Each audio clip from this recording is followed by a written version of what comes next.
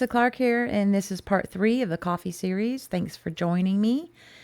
And I am showing you how I experiment between the Faber-Castell Polychromos as well as the charcoal black and white.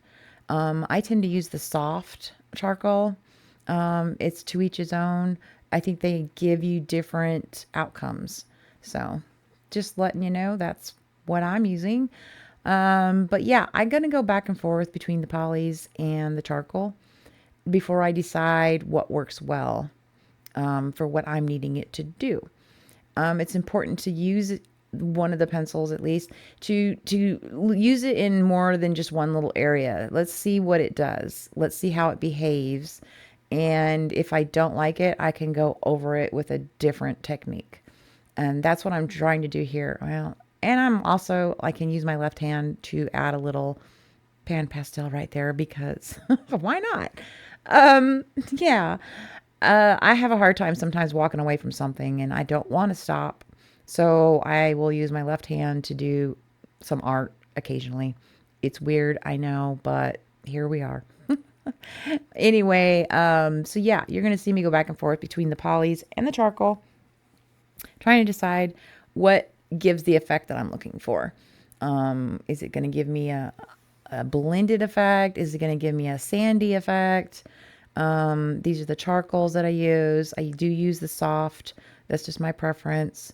I think they come in soft, super soft, and maybe medium. I'm not sure, but soft just seems to work for me overall. But yeah, so I know that this part of the picture is got a shadow in it, and that is a good shadow to have because it gives you depth. It shows you that there's something going on here. It's got some depth to it. I don't know how else to explain it. But yeah. So here I'm trying to see about that soldering that's on the reference photo, the soldering that holds the spout to the picture. And I ended up really enjoying doing the soldering effect. I think it turned out pretty well. So I was really happy with that. You see me using the glassine paper. And then I tend to use a sleeve on my arm. It kind of helps me reduce getting that stuff all over my skin. So that's what I'm using, that little nylon sleeve. Plus it's cold in my studio. So I tend to, that's like, I don't mind wearing that. Sometimes I wear it on both arms. But anyway, I can leave a link to those two, if you're interested in those. So I'm working on this little top knob of the lid of the pitcher, trying to see again what's going to work, what's going to give me the effect that I'm looking for. And it's just patience and lots of layers. You just got to kind of keep going over it until you get that whatever it is you're looking for. So, and again, here I am again. I need to see what that's going to look like. So I have to reapply that background every once in a while with the black pan pastels so that I can see what this is going to look like, what it's supposed to look like.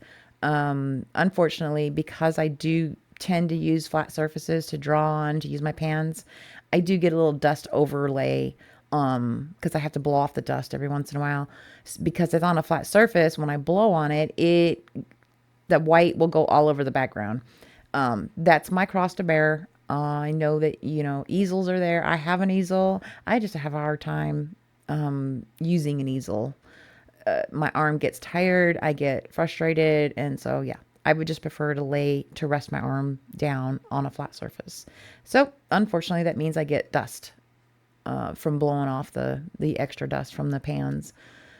But yeah, again, testing this out to see what this is going to do on top of the pans. If I like it, can I get enough detail out of it? So I'm playing around with this, and I think I did decide that the charcoals worked better for most of the area on this whole piece. The black and the white charcoal. Sometimes I will let my pencils get pretty dull, and when it does, I will use that dull part of the pencil for certain areas that I need that effect. I did try to use this colorless blender to see if it would help blend some of the stuff, and it really didn't. So even though I tried it a few times, I didn't like the effect. So I ended up just not using it anymore. So this one, this part of the lid, yeah, I did struggle a little bit to try to get the effect I was looking for. And in my opinion, it did turn out a little bit different. The surface did appear different than the rest of the picture. But again, to me, it's kind of like also defined that this is a different part of the picture. It's the lid. Maybe it's not shiny chrome. Maybe. I was okay with the end effect. So, yeah, I'm usually having little conversations. Anyway, with my pencils, like, hey, you're not doing what I want you to do. Um, yeah, little details will all come together at the end. It may not look like much right yet, but it will when it all comes together. All these details will pay off eventually. Patience is the name of this game. So this is going to wrap up part 3. I believe there's a total of 7. So join me for part 4. If you have any comments, please feel free to leave them and I will respond. Have a great rest of the day. Bye.